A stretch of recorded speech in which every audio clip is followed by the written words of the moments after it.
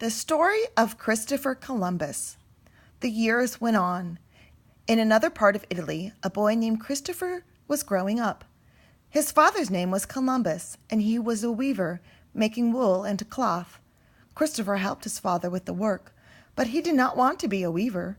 Most of all, he liked the sea and ships. Most of all, he wanted to be a sailor. In those days, many ships came to the town of Genoa, where Christopher lived. We think that he spent a good deal of time watching the ships come in. He must have heard many stories told by the sailors, stories of the Sea of Darkness, its storms and its monsters. As he grew older, Christopher Columbus began to think more and more about the Sea of Darkness. He became a sailor. There was a wonderful book in which he read stories of a place called Cathay and of the palace of the Great Khan, a palace with red walls and gold dragons. The book was called The Book of Ser Marco Polo. Columbus was so interested that he made notes in the margin of the book as he read. Could he ever find these wonderful places? Christopher did not spend all his time dreaming about Capago and Cathay. He kept on thinking about the new countries. But he also kept on studying. He learned to make maps. The world was round, of that he was sure. But there were still some people who did not think so. Columbus said that if he sailed west across the Sea of Darkness, he would find the way to India.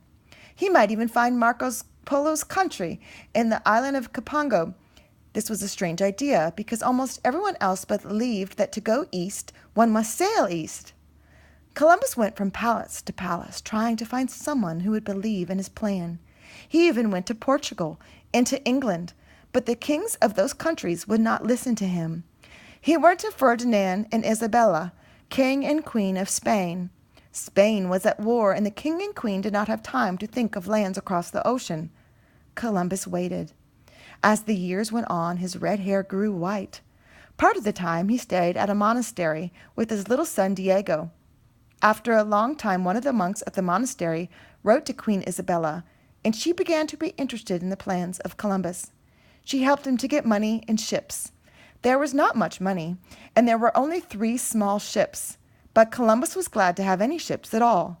He sailed on the largest one, the Santa Maria. If he found new lands, his fine-sounding title was to be Admiral of the Ocean Sea. He was also to be governor of these lands. Out into the Sea of Darkness sailed the Nina, the Pinta, and the Santa Maria. Columbus kept a diary or a book in which he wrote down the things that happened each day. Some days there was a great deal to write about. Some days there was scarcely anything. There were storms. At times the sea was so rough that it seemed as though the ships would sink. At other times there was no wind and the ships did not move. The sailors were afraid. Suppose the ships should suddenly drop off the edge of the earth. Suppose there was no end at all to the strange ocean.